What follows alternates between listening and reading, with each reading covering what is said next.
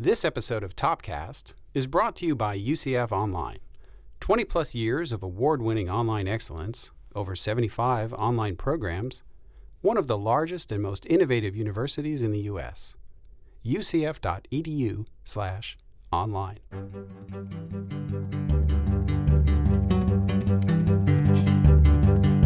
From the University of Central Florida's Center for Distributed Learning, I'm Kelvin Thompson. And I am Tom Cavanagh. And you are listening to Topcast, the teaching online podcast. The Teaching Online Podcast. I've heard of that. Yeah, I hope so. I'm a subscriber. I am too. I subscribe, listen, and contribute. Yeah. I even click on the show notes on occasion. That's right. I learn stuff. Yeah. I learn stuff. But anyway, we digress. Yeah. Well, we encourage all of you listening to do all those things as well. Yeah. I mean, if you do subscribe or you access this through an app, I mean, that's actually the primary way I access is through Apple. But if you're on a Google phone or whatever, right. There are tons of resources on the website. There really are. That sometimes get missed if you're only accessing through an app. Yep. So every once in a while, head out to the Topcast website. Topcast.online.ucf.edu. Thank you. Or you could just click the little link inside. Here's a little pro tip. If you're on the Apple podcast, you tap the cover art. Yes. It'll display all that in text. Line the text. Yep. Yeah, and there's a link directly through the browser. Those before. Yeah, so that'd be so cool. there's an easy way to do it. That's right. But seriously, there's links to everything from resources if we're talking to a guest, an interview, or extra things we've referenced, and always information about the coffee of the day. Indeed. Which I imagine we have some for today. We do have. I'm drinking it. What's this in my hand? What am I drinking now? How did I get here? What am I doing? Yes, Tom, this is coffee. So our colleague and enthusiastic Topcast listener, Gus Roque from Florida International University, brought us today's Colombian coffee from a small family roastery in the Miami, Florida area called Macondo Coffee Roasters. Hola, Gus. Man, that Gus, he's a good guy. Gus is awesome. He is. So while brewing the coffee this morning, Tom, which is still hot, I think, which is awesome. nice. Yeah. It's a cold day, so I appreciate it. It is cold. Coffee. In Orlando, those of you listening, forgive me one brief. Yeah, I know. Go off. So we live in Florida, right? That's right. For a reason. People are going to say, wow, don't tell me about you think something's cold. Look, it was 28 degrees this morning, right. Straight up, with wind chill and everything. It said, feels like 20. I want some credit. I came to work anyway. Yeah. So 20 degrees, that's like for reals cold, I know. Right? I know. So. Although I was on a Twitter chat this morning and, there was a colleague in the Chicago area. He's like, wah, wah, wah. I know. It was -4 the other day. Yeah, but we live in Florida. I know. It's feel bad for us, the 20s, okay? man. It's all right. That's all right. By Saturday, it'll be 71. Thankfully. Yeah. And people get sick. Something. Sorry, I don't know. I interrupted. That's okay. So it's nice and warm. But it is. I like it. So even though I brewed it this morning, while I was brewing it, I was using some recently acquired new brewing equipment, so still kind of working the kinks out of my process. I was reminded that no matter how much you know about what you're doing, it is in the doing, the hands-on process, where you end up with a good cup of coffee or something else. And I'm really hoping, Tom, that you've got there the former, not the latter. So active, careful engagement is required for a good cup of coffee. So I thought this was particularly relevant given our topic for today's episode. Does that make sense? It does. Active, careful engagement. Yes. Sounds pedagogical. Yes, it could. It certainly could be, should be. And I hope you enjoy the coffee too. I do, and I thank Gus for it. Gus has been a great big supporter of Topcast, and we're fans of his. Absolutely.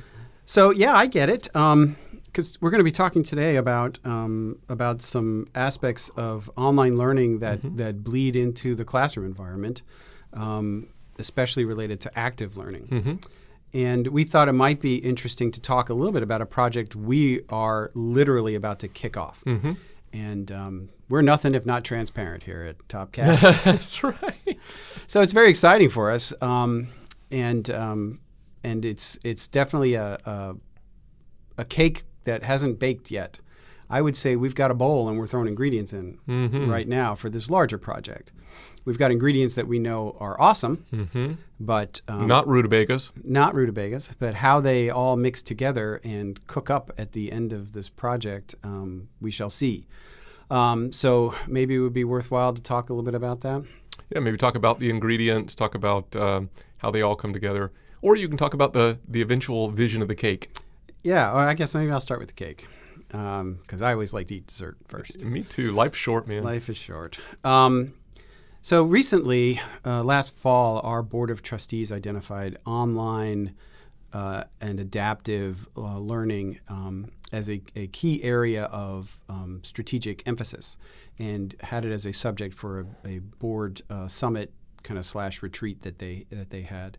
And at the end of the day, which is no small thing. Which is no small thing. Yeah, actually, you're right. Let me take a moment to recognize our Board of Trustees, which are really amazing in the fact that they are as knowledgeable and engaged and supportive of the work that we do as they are. I know that's not the case at every institution.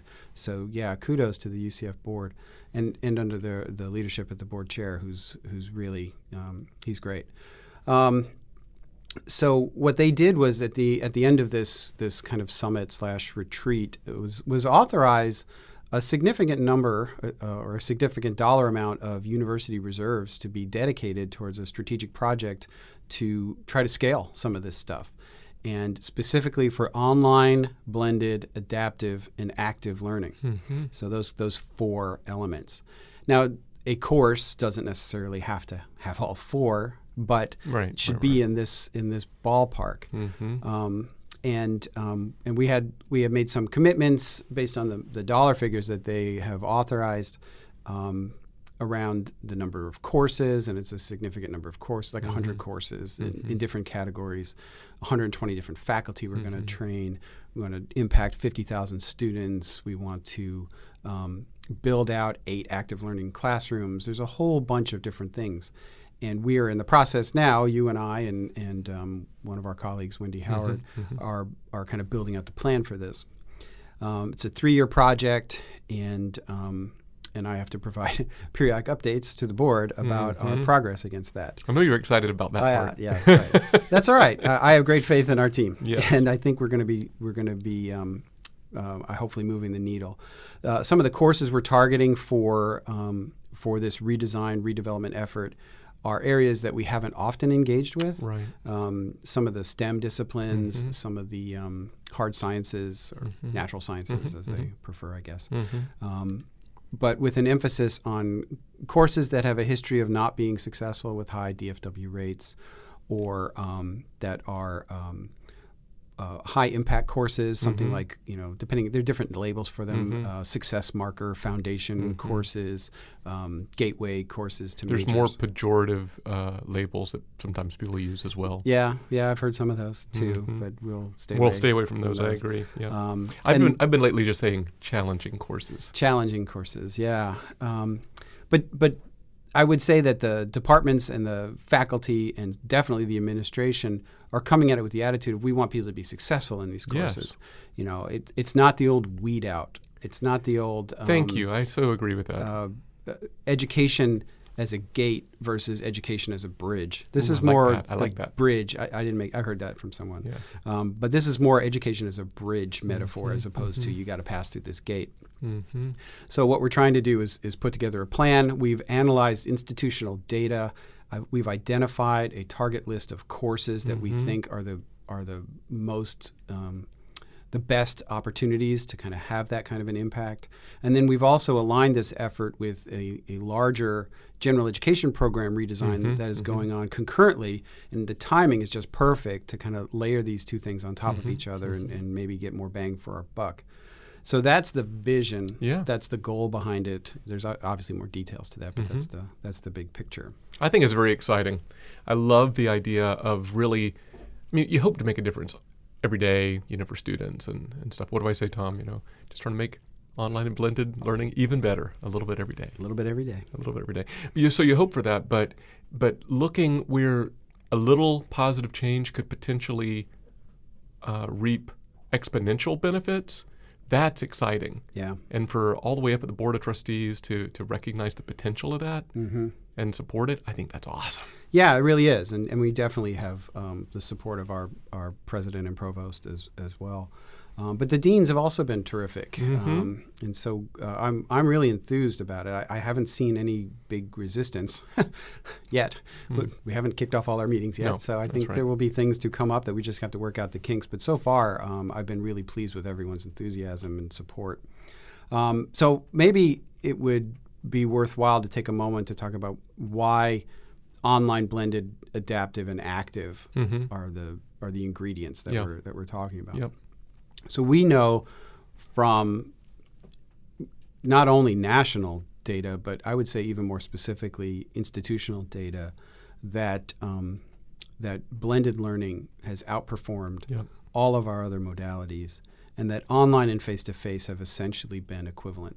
There is no statistical difference between online and face-to-face as it pertains to student success.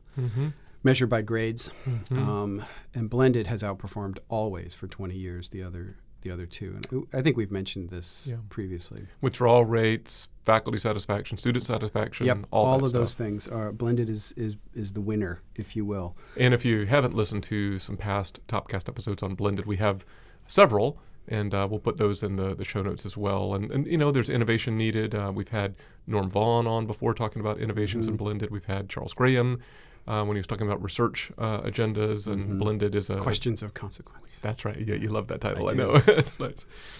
Yeah, so we'll link to all that as well. Yeah, we have some reasons why we think blended learning has been successful here, and a lot of those are touched on in those episodes you talk about. But it's also been the experience nationally in what kind of few studies that there have been, kind of meta studies, the one that the Department of Education did through SRI. Yeah, Barbara Means. Yeah, Barbara Means' work. So we know that blended outperforms all those others. We know from our own research here that adaptive learning has been very successful, at least in the pilots that we've conducted. Yeah, right. Chuck Jubin and Patsy Moskal have done, I think, some excellent work evaluating that objectively. And we've seen in several different platforms success that exceeds what the results would have been had you not used that intervention. So we know adaptive learning has been working, and I think we're not even really great at that yet because it's new. We're still working on it. And then active learning, which is something that some schools have already been doing, I think, with great success that are ahead of us. But we are committed to it. We're in the process of building out this sandbox classroom that will be kind of experimental place, learning space where we can do different kinds of technology and configurations of classroom setup and different kinds of teaching practices. And we know that we want to build out more of those spaces on campus, and we plan to use this funding to help us do that, specifically related to blended. So if we combine three things that we know through data, through research, are better than face-to-face. At least the results have been better than face-to-face when implemented well, which would be blended, adaptive, and active. And if we can kind of combine those three things together into one kind of intervention, the theory is that we will have an impact greater than any one of the parts. Right. The hope, that's the hope. The fear that I have is that we take these three awesome ingredients. Ice cream is awesome. Spaghetti is awesome, and peanut butter pretzel chips are awesome. And you combine them. I don't think I want to do that. Yeah, that's what we don't want, right? Nope. We want to make sure that it's a cake that tastes good when it's all ice done. Cream and the peanut butter pretzel chips, I'm down with that. Maybe, yeah, that could work. Yeah, but you put that spaghetti in there? and meatballs. No, I on don't top think of so. that, No, I don't. Maybe, yeah, agreed. Like, I do think that, and we don't have this all figured out, like you said, I think blended and active, in particular course situations from a redesign perspective, I think those could be powerful. Blended and adaptive could be powerful maybe adaptive and active. And again, in sort of a blended context, but maybe not leaning on the blended literature as much, could be really powerful. Can we just talk a second or two about active? I mean, because I don't know if it's just me, but it seems like everything old is new again. I mean, in some ways, active has been around, and then in other ways, it seems like there's been this resurgence lately, right? So maybe talk about what active is and why it's so popular now, right? Yeah, sure. And I won't claim to be a super expert in it. We have people on the team who are. But it's essentially a learning space, a learning environment where there is not a traditional lecture kind of format. It's not a sit and absorb, be talked at kind of pedagogical model. Right. You know, the old quote unquote sage on the stage. This is more teams, group work, people working together through applied activities like case studies or things. You may have heard TEAL, technology-enhanced active learning spaces, where you might have like monitors on the wall with almost like an Apple TV, and you bring your own device and you can just connect and you can collaborate with like, say, 4 to 6 people around a table with a monitor at the end of all these tables, and you might have a room full of these tables where people are all working together. The faculty member has no podium at the front of the room. They just sort of circulate with maybe a tablet or something and make sure that everybody's kind of on track, answers questions. If you have a teaching assistant or something, they might be doing the same thing if you've got a room big enough to sort of accommodate that. I mean, I assume that's what we're both talking about. Yeah, I think so. I think back in my K-12 days, there was an axiom, cliche: telling isn't teaching, and listening isn't learning. Yeah. And so I think a lot of stuff that's just good design and good pedagogy would fall under the broad heading of active learning. But I think you're right. This learning spaces movement seems to intersect a lot with active learning in the ways, the TEAL stuff that you talked about. Just a comment though, my little rant of the moment is, I think in the early days of online, we were so paranoid about online that, and maybe the limitations of the technology and stuff, I think we embraced things like constructivism or cognitivist approaches that were by nature very engaging because it's what we had to deal with, right? We had asynchronous text-based discussion boards, and if the bandwidth and the media weren't such that you could just easily replicate the lecture, right? So you kind of sort of stumble into, here's some lemons, make lemonade. It ended up being a very engaging experience. But I do think, apart from just these disciplinary things where maybe we haven't pierced the lecture barrier, and there is a shout out to our colleague, Dr. Scott Freeman from University of Washington. He did that 2014 seminal meta-analysis of lecture and active learning in the STEM disciplines. Fascinating, 200 plus studies they examined and all that. That all kinds of gains. If there was any active learning at all, anything beyond just lecture, which I think they operationally defined lecture as expository speaking from the uninterrupted expository speaking from the instructor or something like that. Yeah. Like, there's an engaging picture. Yeah. So if you did anything other than that, then it was like active learning. And there were all these gains, like a half a standard deviation higher in grades, Sure. and a 10% reduction in failure rates, all that kind of. Eric Mazur at Harvard has published a lot on this sort of right. stuff, and That's he's right. actually used lecture halls Yeah. to do this. I mean, that's not an ideal learning space for this kind of learning, but he's been able to make it work just by having people turn around and talk to each other. And he's recorded all kinds of learning gains. So I find that fascinating. But even in the online space, just to kind of finish up my rant, despite that, newer technologies and bandwidths and all that, I think we run the risk of trying to replicate the face-to-face environment online sometimes. You see more video lecture capture, and all video lecture capture is not bad. There's a lot you can do with video lecture capture platforms that are very engaging. But if you do them mindlessly, if you just kind of shovelware, here's my lecture, it's not any better than sitting in the lecture hall. Yeah, and I think they both are coming from the same rationale, even if it's not explicitly articulated. It's an efficiency. Yes. And you want to get you want to maximize kind of the return on your instructional investment, if you will. And that's the whole point of lecture halls. It's the whole point of lecture capture when it's implemented like that. And I think that the students kind of suffer as a result. And that's what we're trying to get away from a little bit here. We're a big school, and we've got the same problems that all other big schools have with trying to have class sizes and engaging. But this is a serious effort. The Board of Trustees has put some serious money behind it, and we're going to do our part to try and make it work. Can I give you this quote? You said that, and it made me think of, I happen to have Scott Friedman's paper here. Toward the end of his paper, I love this. Given our results, it is reasonable to raise concerns about the continued use of traditional lecturing as a control in future experiments. Yeah. Thank you, Scott. Like, ouch. Yeah.